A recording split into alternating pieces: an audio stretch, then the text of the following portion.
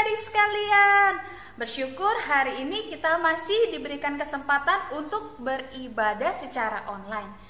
Kita mau persiapkan hati dan pikiran kita untuk memuji memuliakan nama Tuhan dan mendengarkan kebenaran firman Tuhan.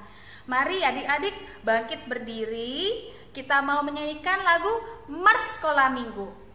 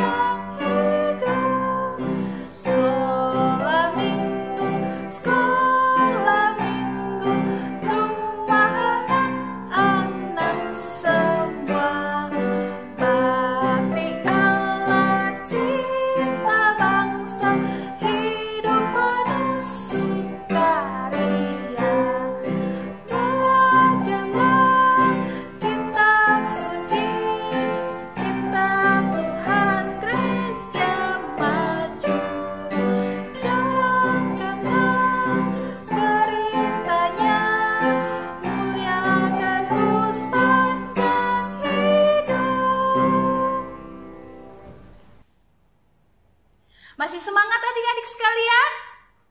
Pasti masih semangat ya. Ayo bangkit berdiri lagi, kita semangat. Kita nyanyi lagu Yesus pokok kitalah caranya. Pakai gerakan ya, masih ingat kan gerakannya? Udah lama gak sekolah minggu soalnya. Ayo ingat-ingat gerakannya. Berdiri, kita semangat nyanyi Yesus pokok kitalah caranya.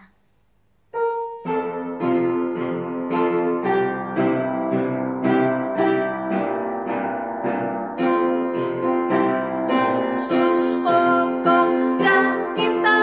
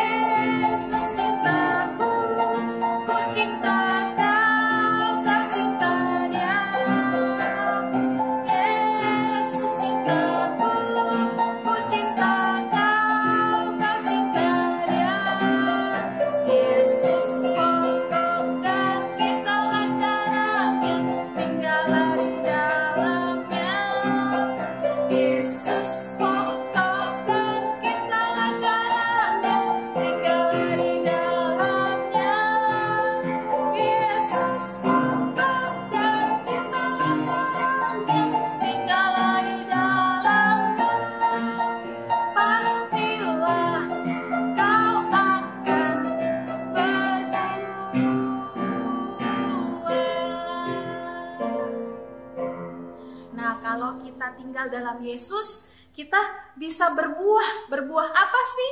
Menjadi berkat bagi teman-teman kita, saudara-saudara kita, orang-orang yang ada di dekat kita. Ayo, mau tinggal di dalam Yesus nggak? Mau taat sama Yesus nggak adik-adik sekalian? Pasti mau ya? Bagus kalau begitu. Sebelum itu, mari kita satu dalam doa. Mari kita berdoa. Bapa di dalam sorga, kami bersyukur Tuhan atas pimpinan-Mu. Hari ini kami boleh bersama-sama bersekutu meskipun melalui secara online. Engkau pimpin Tuhan ibadah komisi sekolah minggu anak ini dari awal, pertengahan, hingga akhirnya. Sehingga anak-anak-Mu bisa memuji nama-Mu, memuliakan nama-Mu, dan dengan hati yang bersyukur, mau untuk terus taat dan setia kepadamu. Engkau pimpin Tuhan persekutuan sekolah minggu hari ini. Terima kasih Tuhan, dalam nama Tuhan Yesus kami sudah berdoa. Amin. Kita mau mendengarkan kebenaran firman Tuhan. Mari sama-sama adik-adik bangkit berdiri, kita mau nyanyikan baca kitab suci, doa tiap hari. Pakai gerakan ya.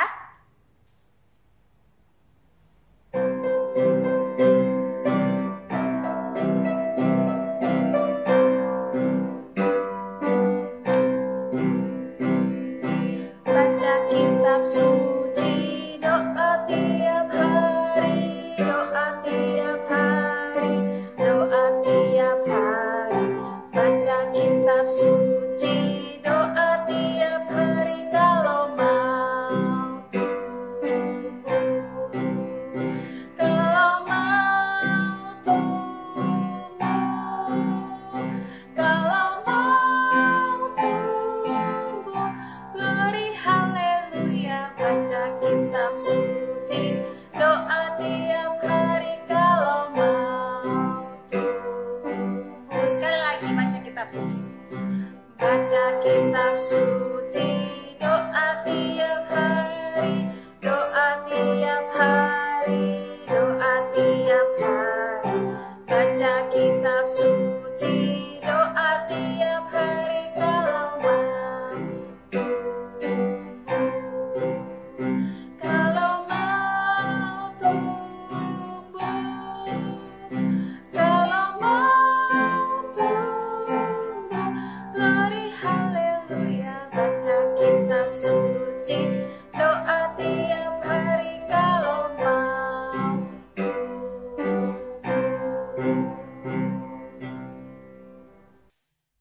Shalom adik-adik, senang kita bisa bertemu lagi di ibadah ini. Sebelum Losa cerita, Losa mau ajak adik-adik semuanya untuk berdoa dulu. Kita lipat tangan, kita tutup mata, mari kita berdoa. Ya Tuhan, terima kasih untuk pimpinan-Mu Tuhan, sehingga pada saat ini Tuhan kami sudah memuji memuliakan-Mu Tuhan. Sebentar kami akan mendengar cerita. Pimpin kami Tuhan, supaya kami bisa fokus, kami bisa mengerti dengan baik setiap apa yang disampaikan Tuhan, sehingga hati kami, hidup kami bisa diperbarui oleh firman-Mu Tuhan. Terima kasih Tuhan, hanya dalam nama Tuhan Yesus kami berdoa. Amin. Adik-adik, sebelum Losa masuk ke cerita, Losa punya satu ilustrasi cerita fabel. Di suatu hutan yang sangat luas, ada seekor raja rusa. Nah, dia ini memimpin hutan dan sekelompok rusa yang sangat banyak. Dan pada waktu itu adik-adik terjadi kemarau yang sangat panjang. Sehingga banyak rusa-rusa yang mati karena tidak bisa makan dan minum. Rumput-rumput di sana semuanya kering, pohon-pohon kering, bahkan sungai-sungai pun airnya kering. Jadi banyak rusa-rusa yang mati kelaparan. Sehingga Raja Rusa ini memutuskan untuk mengutus dua rusanya untuk pergi mencari makanan ke tengah hutan. Raja Rusa ini mengutus rusa putih dan rusa hitam. Mereka dengan sigap, mereka menjalankan perintah Raja Rusa. Mereka pergi ke tengah hutan, mereka berjalan sangat jauh, dan mereka melihat di ujung sana ada kolam yang berisi air yang sangat jernih adik-adik. Airnya sangat jernih, bahkan di pinggir-pinggir kolam itu ada rumput-rumputan hijau yang bisa mereka maka akhirnya mereka berlari ke kolam itu. Adik-adik, mereka mengambil air yang sangat banyak dan rumput-rumputan di pinggir kolam itu. Mereka bergegas untuk kembali ke raja rusa itu. Waktu di pertengahan jalan adik-adik, tiba-tiba si rusa hitam ini berniat untuk menyimpan sebagian dari yang mereka bawa itu untuk dirinya sendiri. Sehingga rusa putih pun mengetahui dan dia menasihati rusa hitam supaya tidak melakukan itu karena itu perbuatan buruk. Tapi si rusa hitam tidak mau mendengar adik-adik. Dia justru marah. Singkat cerita, rusa putih pun kembali bertemu sama raja rusa. Dia membawa makanan, rumput-rumputan dan air yang banyak untuk teman-temannya. Tapi raja rusa pun bingung. Di mana rusa hitam ya? Dan dia bertanya sama rusa putih, "Hei rusa putih, di mana rusa hitamnya? Kok nggak ikut bersama kamu? Apakah waktu di pertengahan jalan kalian bertemu harimau sehingga ia dimakan sama harimau?" "Tidak raja, waktu di pertengahan jalan, rusa hitam itu berniat buruk raja. Dia mau menyimpan sebagian makanannya itu untuk dirinya sendiri. Waktu saya menasehati, dia marah dan dia mau menanduk saya dengan tanduknya yang sangat kuat. Tapi saya berhasil menghindar sehingga dia menanduk batu yang ada di belakang saya. Akhirnya rusa hitam pun mati." Nah, dari cerita ini adik-adik kita bisa melihat bahwa rusa hitam itu melakukan perbuatan buruk. Dia tidak menurut perintah raja rusa untuk mencari makanan untuk teman-temannya. Nah, di Alkitab juga ada nih adik-adik cerita tokoh-tokoh yang taat sama perintah Tuhan, yang berbeda sama rusa hitam. Dia tidak taat sama perintah raja rusa, tapi tokoh-tokoh ini taat sama perintah Tuhan. Yuk adik-adik, kita buka Alkitab kita ambil Alkitab, kita buka di Daniel 3 ayat 1-7 dan dilanjutkan ayatnya yang ke-12 sampai 28. Daniel 3 ayat 1-7 dan dilanjutkan ayatnya 12 sampai 28. Sudah ketemu? Buat adik-adik yang belum bisa membaca, boleh mendengar langsung membaca. Perapian yang menyala-nyala. Raja Nebukadnezar membuat sebuah patung emas yang tingginya 60 hasta dan lebarnya 6 hasta yang didirikannya di dataran Dura di wilayah Babel. Lalu Raja Nebukadnezar menyuruh orang mengumpulkan para wakil raja, para penguasa, para bupati, para penasihat negara, para bendahara, para hakim, para ahli hukum, dan semua kepala daerah untuk menghadiri pentabisan patung yang telah didirikannya itu. Lalu berkumpullah para wakil raja, para penguasa, para bupati, para penasihat negara, para bendahara, para hakim, para ahli hukum, dan semua kepala daerah untuk menghadiri pentabisan patung yang telah didirikan Raja Nebukadnezar itu. Dan berserulah seorang bentara dengan suara nyaring, "Beginilah dititahkan kepadamu, hai orang-orang dari segala bangsa, suku bangsa, dan bahasa. Demi kamu mendengar bunyi sangkakala, seruling, kecapi, rebab, gambus, serdang, dan berbagai-bagai jenis bunyi-bunyian, maka haruslah kamu sujud menyembah patung yang telah didirikan Raja Nebukadnezar itu. Siapa yang tidak sujud menyembah akan dicampakkan seketika itu juga ke dalam perapian yang menyala-nyala. Sebab itu, demi segala bangsa mendengar bunyi sangkakala, seruling, kecapi, rebab, gambus, dan berbagai-bagai jenis bunyi-bunyian, maka sujudlah orang-orang dari segala bangsa, suku bangsa, dan bahasa, dan menyembah patung emas yang telah didirikan Raja Nebukadnezar itu." Dan dilanjuti ayatnya yang ke-12 sampai 28. Ada beberapa orang Yahudi yang kepada mereka telah Tuanku berikan pemerintahan atas wilayah Babel, yakni Sadrak, Mesak, dan Abednego. Orang-orang ini tidak mengindahkan titah Tuanku ya Raja. Mereka tidak memuja dewa Tuanku dan tidak menyembah patung emas yang telah Tuanku dirikan. Sesudah itu Nebukadnezar memerintahkan dalam marahnya dan geramnya untuk membawa Sadrak, Mesak, dan Abednego menghadap. Setelah orang-orang itu dibawa menghadap raja, berkatalah Nebukadnezar kepada mereka, "Apakah benar, hai Sadrak, Mesak, dan Abednego, bahwa kamu tidak memuja dewaku dan tidak menyembah patung emas yang kudirikan itu? Sekarang jika kamu bersedia demi kamu mendengar bunyi sangkakala, seruling, kecapi, rebab, gambus, serdang, dan berbagai-bagai jenis bunyi-bunyian, sujudlah menyembah patung yang kubuat itu. Tetapi jika kamu tidak menyembah, kamu akan dicampakkan seketika itu juga ke dalam perapian yang menyala-nyala.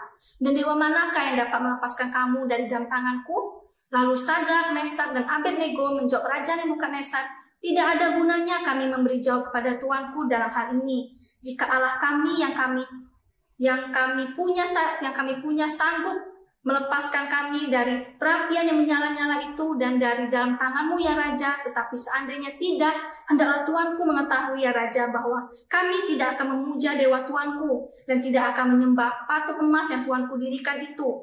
Maka meluaplah kegeraman Nebukadnezar, air mukanya berubah terhadap Sadrak, Mesak, dan Abednego. Lalu diperintahkannya supaya perapian itu dibuat 7 kali lebih panas dari yang biasa. Kepada beberapa orang yang sangat kuat dan tentara, dititahkannya untuk mengikat Sadrak, Mesak, dan Abednego dan mencampakkan mereka ke dalam perapian yang menyala-nyala itu. Lalu diikatlah ketiga orang itu dengan jubah, celana, topi, dan pakaian-pakaian mereka yang lain, dan dicampakkan ke dalam perapian yang menyala-nyala. Karena titah raja itu keras, dipanaskanlah perapian itu dengan luar biasa, sehingga nyala api itu membakar mati orang-orang yang mengangkat Sadrak, Mesak, dan Abednego ke atas. Tetapi ketiga orang itu, yakni Sadrak, Mesak, dan Abednego, jatuh ke dalam perapian yang menyala-nyala itu dengan terikat. Kemudian terkejutlah Raja Nebukadnezar, lalu bangun dengan segera. Berkata ia kepada para menterinya, "Bukankah 3 orang yang telah kita campakkan dengan terikat dalam api itu?" Jawab mereka kepada Raja, "Benar ya Raja," katanya. "Tetapi ada 4 orang kulihat berjalan-jalan dengan bebas di tengah-tengah api itu. Mereka tidak terluka dan yang keempat itu rupanya seperti anak dewa." Lalu Nebukadnezar mendekati pintu perapian yang menyala-nyala itu, berkata ia, "Sadrak, Mesak, dan Abednego, hamba-hamba Allah yang Maha Tinggi, keluarlah dan datanglah kemari." Lalu keluarlah Sadrak, Mesak, dan Abednego dari api itu. Dan para wakil raja, para penguasa, para bupati, dan para menteri raja datang berkumpul. Mereka melihat bahwa tubuh orang-orang ini tidak mempan oleh api itu, bahwa rambut di kepala mereka tidak hangus, jubah mereka tidak berubah apa-apa, bahkan bau kebakaran pun tidak ada pada mereka. Berkatalah Nebukadnezar, "Terpujilah Allahnya Sadrak, Mesak, dan Abednego. Ia telah mengutus malaikatnya dan melepas hamba-hambanya yang telah menaruh percaya kepadanya dan melanggar titah raja. Dan yang menyerahkan tubuh mereka karena mereka tidak mau memuja dan menyembah Allah manapun kecuali Allah mereka." Nah, adik-adik, dari bacaan kita hari ini kita bisa melihat bahwa waktu itu ada 3 orang yang bernama Sadrak, Mesak, dan Abednego. Mereka adalah orang-orang yang percaya sama Tuhan, orang-orang yang taat sama perintah Tuhan. Tapi waktu itu di Babel dipimpin oleh raja, siapa namanya? Raja Nebukadnezar. Raja itu mendirikan sebuah patung yang sangat tinggi dan sangat gede, adik-adik. Nih, adik-adik bisa lihat, patungnya sangat tinggi dan sangat gede. Dan dia memerintahkan semua rakyat dan semua pegawai istana harus menyembah patung ini dan sujud menyembah patung ini. Tapi jika ada yang tidak menyembah, dia harus dihukum dan dimasukkan ke dalam perapian yang sangat panas. Sehingga semua rakyat, semua pegawai istana mereka ketakutan dan mereka pun sujud menyembah patung ini. Ini adik-adik bisa lihat, ada banyak orang yang sujud menyembah patung yang dibuat oleh Raja Nebukadnezar. Tapi kalian bisa lihat, ada berapa orang? Ada 3 orang yang tidak menyembah patung yang dibuat oleh Raja Nebukadnezar. Mereka tidak mau menyembah patung yang dibuat itu. Karena apa?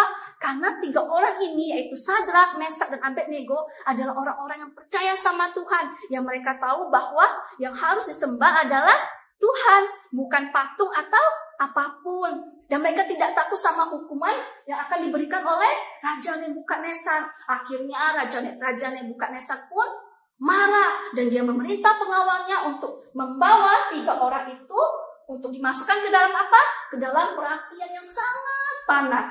Nih, adik-adik bisa melihat bahwa mereka dimasukkan ke dalam perapian sangat panas oleh pengawal-pengawal raja. Nah, waktu dimasukkan ke dalam perapian, apa yang terjadi adik-adik?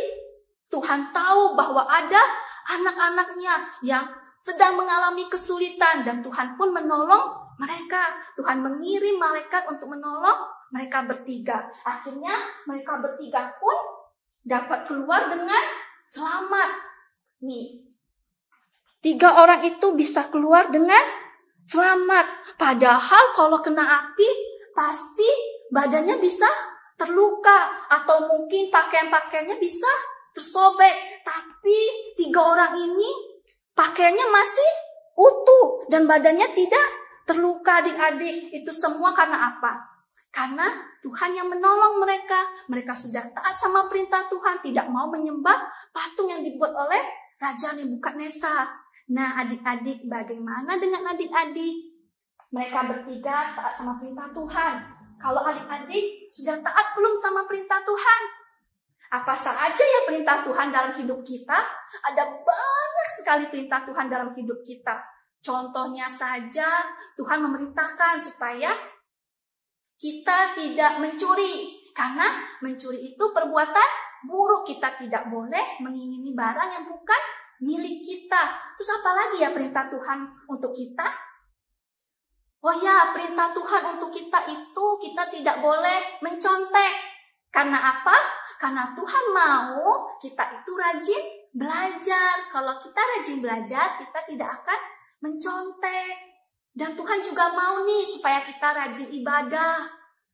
Walaupun sekarang ibadahnya secara virtual, kita lihatnya di YouTube, tapi itu adalah godaan terbesar adik-adik. Bisa saja kalian itu bangunnya siang. Atau bisa saja kalian karena di rumah nih, kalian bisa memilih untuk nonton film kartun. Nah, kalau adik-adik itu taat sama perintah Tuhan, adik-adik pun bisa menyisihkan waktu untuk beribadah sama Tuhan.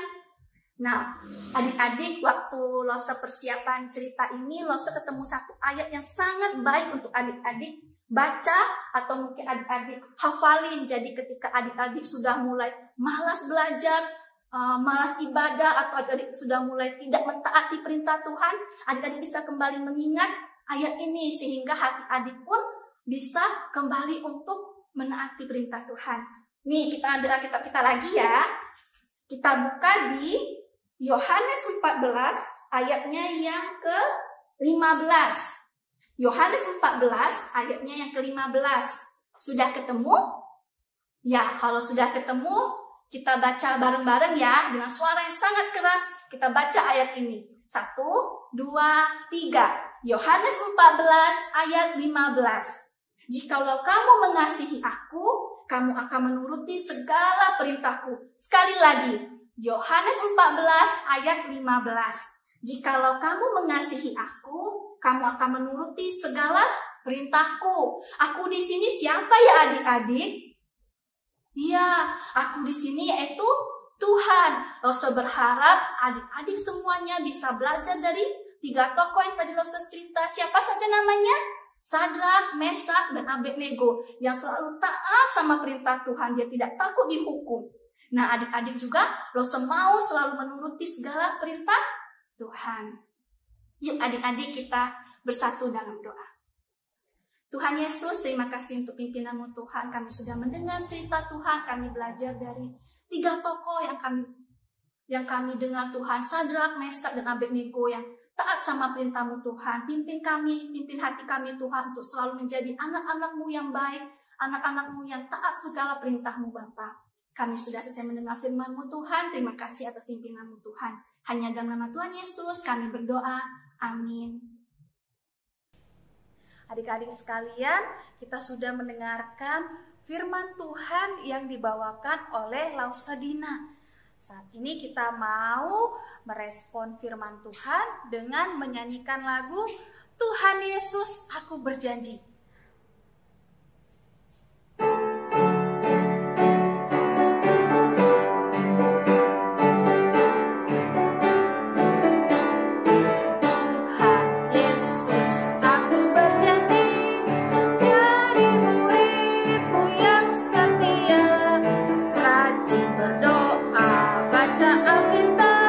Selalu bersaksi bagimu, akal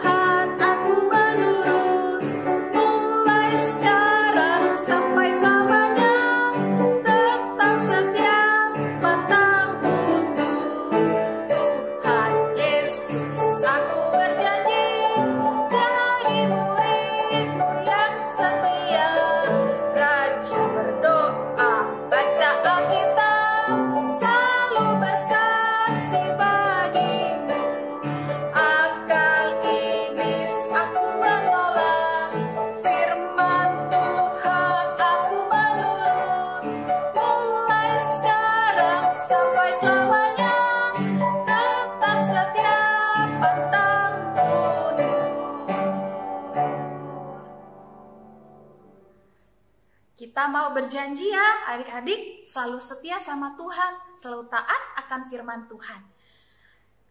Ibadah sekolah minggu kita hari ini sudah selesai.